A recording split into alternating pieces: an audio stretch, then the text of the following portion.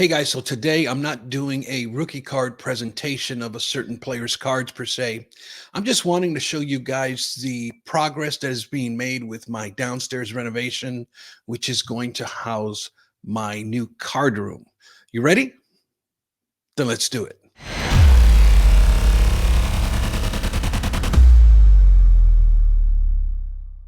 Hello and welcome, everybody. Victor, the rookie card specialist here, coming at you and really wanting to show you guys what I've been doing. I haven't had a chance to be on Hobby Hotline or write articles in Hobby News Daily. I did ask if they can keep me off the schedule for the month of October because I am renovating the downstairs portion of my home, and it is a pretty big project that I've been pouring a lot of time into. And I want to show you guys, take you look for a little walk around downstairs. But first, I just want to catch up with you guys and just share with you some things that are perhaps on my heart that's been going on the last couple of weeks. And firstly, I want to start and say congratulations to the Dodgers and the Yankees. What an exciting time. The Yankees got in it first, and then it was either going to be the Yankees and Mets, Yankees and Dodgers. And I figured, man, this is a win-win for any baseball fan here because either series would have been fantastic to watch. I am pulling, though, however, I don't have any skin in the game as far as these two teams. I am rooting for the New York Yankees. But it's not, you're right. Our backs are up against the wall already. At the time of this recording, it is Sunday and the New York Yankees are down 2-0, but they are headed home for a 3-game stretch. So, exciting. What an amazing World Series this has been so far. I enjoy every minute of this. I like using the old Christmas carol, this time of year, the one that says, "It's the most wonderful time of the year." That's what October is to me. And Dodger, got to show some Dodger love, though, with Fernando Valenzuela. Really sad to hear. And to me, just the passing at 64 years of age, extremely young. Fernando is a boyhood hero of mine. I have done videos. I even did an episode with Dr. Beckett on his podcast, especially pertaining to Fernando Valenzuela. Although I was just a kid at that time, I really learned to appreciate his career and especially the 1981 season when he come up in the league as a rookie and he just lit the card world on fire. It was amazing.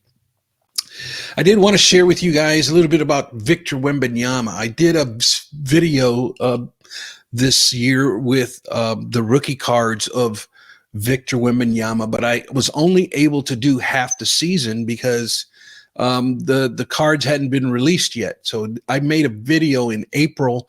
That video has gotten over 11,000 views, one of the most popular videos that I've made. A very successful video. However, I promised that I would make a second video to give us the rest of his rookie cards that have been released.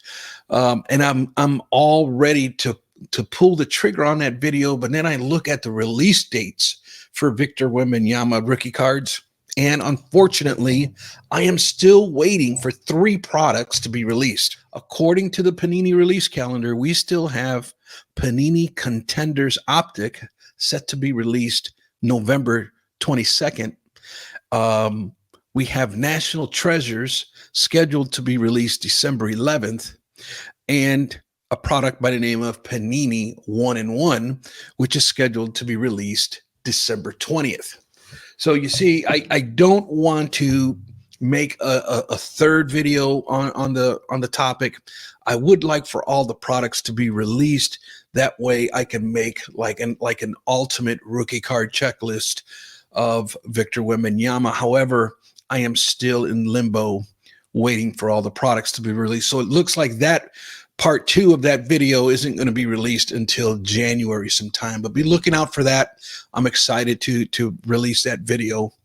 I've done a lot of Victor Wembanyama pickups only because I found them affordable. I picked them up just before the NBA season started. Got a great price on some cards. Went ahead and pulled the trigger.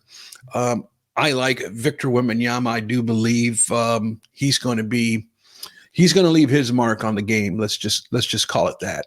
I've never seen a big man that size be as athletic as he is, and for those reasons, I'm not investing. I am collecting, and I'm collecting a wide variety of these cards, mainly the true rookie cards. But I also got some inserts that I found very eye appealing, but also at the price that I got them, I couldn't say no. So, but I'll show you guys those pickups in another video. Today, I want to keep it short. But I do want to also, talk about Wemby autographs. The lot of scandal going on with CT scanning. Unfortunately, it's another layer of corruption that we're having to deal with in the hobby. Be careful out there, folks, especially with this high-end unlicensed product. This just makes me sick to my stomach when I see, and in my opinion, it is the fault of the Players Association. They should have never done what they've done, and to me, they're going to pay the price. What they're doing is printing money for Panini, because I believe when it comes down to court, Panini's going to have the last laugh. So Topps is making money hand over fist here, but I believe that eventually it's going to bite them here as this case unfolds into the legal system. And so they're printing money, but not for long. Victor Wemby autographs, to be honest with you, there's so much hype for his autographs, but I'm going to tell you, it's no different than a base card here, guys. There is no shortage of Victor Wembanyama, as I have been studying and dissecting all of his cards that have been released for the last year. And his cards started being released in the 2022 season, 23 season. So he's got product going back a couple years now. And I can tell you, friends, there is absolutely no shortage of this man's autograph. And I think this is the reason, it's that those cards are not going to have very much value on the secondary market. And then what happens when the cards do get fully licensed and they have autographs in that fully licensed product, then the hype machine is going to say, oh, get your Victor Wemby true autographs, and so, okay, so then what does that mean for the ones that we're getting now? And you see the hype machine will repackage his autographs when they come out fully licensed, and they're going to make it seem like these are better than the non-licensed ones. And it's a game, and there's a lot of collectors dropping a lot of money and they're getting taken. But a lot of that, my friends, it is the fault of the Players Association. They have sold out, they have become corrupt, and they should never have reneged on their contract with Panini. And that's the unfortunate side of this. And the collectors are going to have to pay the price, unfortunately. And another one is this Marvin Harrison Jr. is another one. And this is another very intriguing situation that we have in professional sports. Marvin Harrison Jr. has still not signed with the Players Association. And basically, he's not part of the union. Now, I don't know what kind of union we're running here, but the union organizations that I know, every single one that I've worked with, and I've worked with every union organization under the sun, and I can tell you, if you are not in the union, you are not working. And how this kid can be allowed to get on the field without being a member of the Players Association, to me, it just blows my mind what's going on here. This case is very, very intriguing to me. And it just shows the weakness of the union. It just shows how they have sold out. And what's intriguing to me is the reason why Marvin Harrison Jr. is not signing. And it is mainly because of fanatics, because he does not want to become a slave to signing autographs, which is another topic in and of itself that is just very detrimental to the hobby, is that they make these rookie players sign cards or stickers into the thousands. They cram these things down these guys' throat. They force them to sign. They give them deadlines to sign by. And it is just a constant stream of demand coming at these players. And Marvin Harrison Jr. is like, no, I'm not doing that. I'm not doing that unless you're going to compensate me good. I'm not going to put myself. So he hasn't signed with the union. And a lot of that is because of fanatics. Now, this is very interesting because he can start setting a new precedence with other players.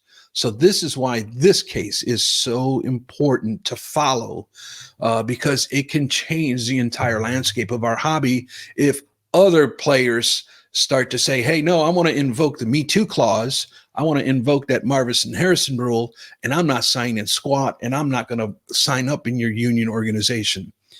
And so, yeah, let's keep our eyes and ears on that.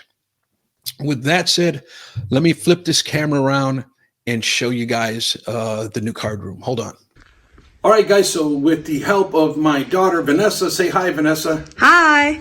We're going to show you real quickly the remodeling that we've been doing down here. And it basically, the very first challenge that we had was this 32-inch door entry, which you guys know, to get lumber and drywall down here with a 32-inch door is not going to work. So I had to bust this wall open, make it wider.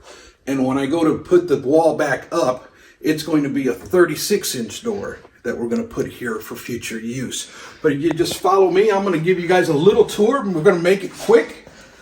And up along this wall is basically a portion of the basement here that allows me to store things, and that's where the big part of this project has been. Step one has been clean this place up, and I can tell you that we've been in this house for 5 years. I cannot tell you how much stuff we've accumulated in 5 years, and everything has ended up down here, unfortunately. And this was a big project to tackle, and we had to figure out what we were going to throw away, what we were going to keep, and a lot of storage boxes for baseball cards, right? But a lot of it went in these plastic bins, and a lot of it's been stored, and that was step one. Next step was the carpentry. We had to come in here and get the carpentry work done. I had hired people to help me with this project. This project is too big for one person, and I really retired from this type of work when I sold my house 5-6 years ago. I said, I'm not doing this type of work anymore, but yet here I am.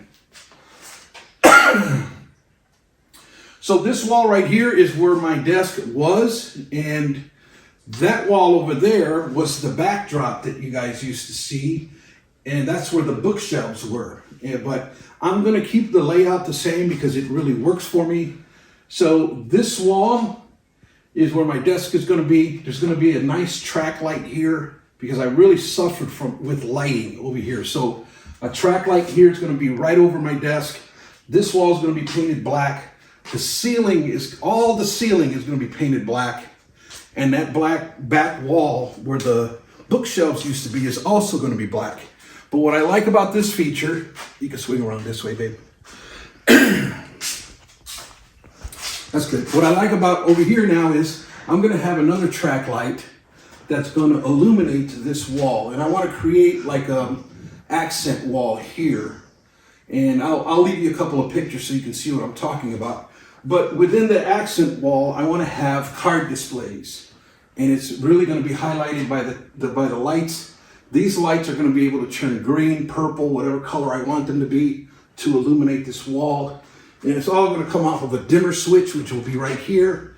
And I'll be able to turn that as bright as I want or as low as I want. But it's going to be really to bring accent to this back wall. It's going to be really nice. So in here, there's going to be a big family room. There's going to start with a couch right in this direction. On that screen, there's going to be a big flat screen television. I haven't decided yet, 60 or 80 inches. You tell me on the comments down below what you think. But I really want that TV mounted there so that when I'm sitting at my desk over here, I will still have access to the television here. So that's going to create this nice flow of the entire room. Here in this corner, we're going to have I guess a dry bar, we can call it. We're just going to have a refrigerator, a cabinet with a countertop in the event that we want some drinks or we want to make ourselves a cup of coffee or what have you. That's going to be here. In this direction is going to be my storage room for sports cards. I want to get all of these boxes of cards out of the way and stored properly. So a lot of this closet back here, this is going to be all storage, all shelves for all types of storage. Also here, this is going to be a lot of my eBay store items. I'm going to want a countertop here. That's going to house my laptop computer with scanners and printing labels and all of that. This is going to be my eBay store workstation, along with more storage and more storage on this side. Really excited about my eBay store storage. I did want a barn door here to kind of slide open, but I didn't have proper clearance over here because of this ductwork. So the barn door idea got nixed, and we just decided to leave this open. And if I want to hide this area because it's messy, I'm just going to have one of those portable dividing walls that kind of unfolds like an accordion. That's what it'll be. I'll just throw that up here to kind of hide this. Next, we're going to go that way. So here is my hallway that houses my mechanical room. I did have to move this hot water tank because it was directly in the way of this wall, and that was not going to work because I wanted a wide hallway. The way it sat, I was going to have this little tiny narrow hallway, and that wasn't going to work for us. But as you come in here, it's basically going to be a full bathroom, vanity, toilet, shower, complete. So we come this way, and you come through the hallway, you're going to enter our gym area. This is going to be all gym stuff. My wife is a big time marathoner. She is literally a professional athlete, but this will be more her domain than it will be mine. But as you can already see, we have exercise equipment there. It's just a matter of getting a weight set down here. And I'm going to use the rubber floor mats that they use for gyms. That's the kind of flooring that we're going to have in here. Again, more storage back here. How can you go wrong with storage? And for this section here, I decided to put a door. This will be a door that'll open up and give us access to the breaker boxes so we at least hide that stuff. And that really is it. That is the grand tour of what I have been up to the last 2 or 3 months. This is how come I haven't put out as much content as I typically do, because a lot of my spare time has been spearheading this project. I will keep you guys posted. I'm excited. Hope you're excited. If you have some good ideas or tips, let me know in the comments down below. Hey guys, well, that's going to do it for this one. I really appreciate you tuning in. If you like my content, please consider subscribing. At the very least, hit that thumbs up button. And if you want to have a good, easy, fun read that is power punched, pick up my book, True Rookie Cards, a systematic approach that filters through the fluff so you know which rookie cards to buy. You can find that book on Amazon. I've left a link to that book in the show notes down below, or you can buy the book direct from me. Until next time, remember, my friends, that not all rookie cards are created equal. This card is so smoking hot right now, and will be forever, because it is now being recognized as the true Jordan rookie from 1985. Bullshit. Until next time, buenos nachos, muchachos.